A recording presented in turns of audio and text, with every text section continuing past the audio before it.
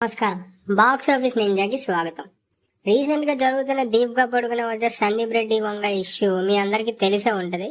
తెలియకపోతే మన ఛానల్లోనే వీడియో ఉంది, ఇన్ డీటెయిల్ ఎక్స్ప్లెనేషన్ ఉంటుంది. సింపుల్ గా చాలా క్విక్ గా ఉంటది, చూడండి. అయితే ఈ ఇష్యూ మీద ఇప్పుడు దీపిక స్పందిస్తూ దీపికా పడుకునే గారు ఏమంటారంటే, ఆవిడికి స్టోరీ నచ్చిందంట, కంటెంట్ నచ్చిందంట, అంతా నచ్చింది, కానీ రెమ్యునరేషన్ నచ్చలేదంట. అయితే రెమ్యునరేషన్ నచ్చకపోవడానికి ఆవిడకి చెప్పే రీజన్ ఏంటంటే, ప్రభాస్ గారికి ఎంతైతే రెమ్యునరేషన్ ఇస్తున్నారో ఆవిడకి అంతే ఇవ్వాలట. అసలు నాకు ఒకటి తెలియక అడుగుతాను దీపిక మేడం, మీకు ప్రభాస్ గారితో ఈక్వల్ రెమ్యునరేషన్ ఎవడైనా ఎందుకు ఇస్తాడు? మీకు అసలు ఎన్ని హిట్లు వచ్చాయి అసలు చెప్పండి. మీకు అంటే ఇప్పుడు జవాను, పఠాను మీ వల్ల హిట్ అయిపోయింది అనుకుంటున్నారా, లేదా కల్కి మీ వల్ల హిట్ అయిపోయింది అనుకుంటున్నారా, లేదు పద్మావతి మీ వల్ల హిట్ అయిపోయింది అనుకుంటున్నారా? పద్మావతి రణ్వీర్ సింగ్ వల్ల, జవాను పఠాను షారుఖ్ ఖాన్ వల్ల, ఇక కల్కి ఏమో ప్రభాస్, అమితాబ్ బచ్చన్ ఆ విజువల్ గ్రాఫిక్స్ వల్ల ఆడింది. మరి మీ వల్ల ఆడిన సినిమా ఏంటి అసలు నాకు తెలియక అడుగుతాను. మీకు అసలు ఉన్న బాక్స్ ఆఫీస్ పొటెన్షియల్ ఏంటి? మీరు మీ లైఫ్ అంతా కూడా సూపర్ స్టార్ల వెనకాతలు నటిస్తూ ఆ క్రెడిట్ ని తీసేసుకుంటున్నారా? ఆ లెక్కను చూస్తే కత్రినా కైఫ్ గారు మీకంట ముందు నుంచి పెద్ద పెద్ద హిట్లు కొట్టారు. ఆవిడప్పుడు ఏ రోజు ఈ మాట అనలేదే. నాకు ఒకటి తెలియక అడుగుతాను, మీలాగే చాలా మంది ఫెమినిస్టులు చూస్తున్నాను, ఎప్పుడు చూసినా సరే మాకు ఈక్వల్ పే కావాలి, ఈక్వల్ పే కావాలి, హీరోలకి అంత అయితే ఇస్తారో మాకు కూడా అంతే ఇవ్వండి అని అడుగుతున్నారు కదా. మీరు ఎందుకని హీరోలు ఏ సూపర్ స్టార్ ఫిలిం అయితే రిలీజ్ అవుద్దో అదే రోజు మీరు ఒక లేడీ ఓరియంటెడ్ ఫిలిం చేసి అదే రోజు రిలీజ్ చేయండి. వాళ్ళు కలెక్ట్ చేసే దాంట్లో సగం 50% కలెక్షన్ తేవండి చూద్దాం.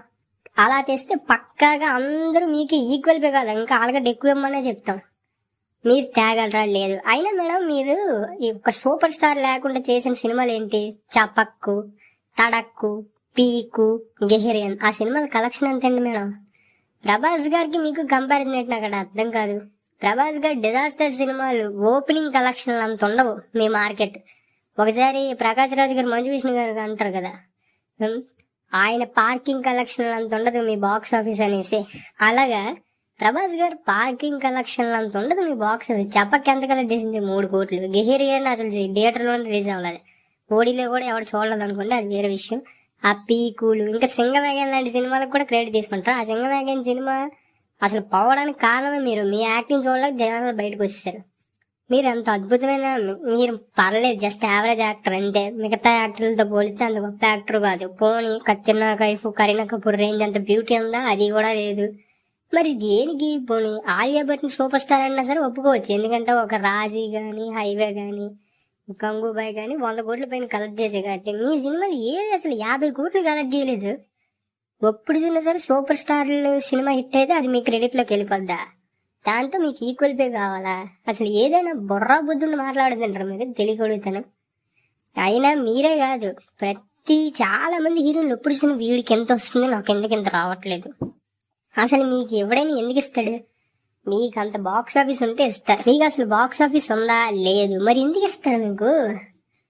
అయినా మా వాళ్ళు కూడా తప్పులేండి. మా వాళ్ళు ఏంటంటే ఇక్కడ హీరోయిన్ లేనట్టు అక్కడెక్కడి నుంచో తెస్తారు. వాళ్ళు కూడా ఎందుకు?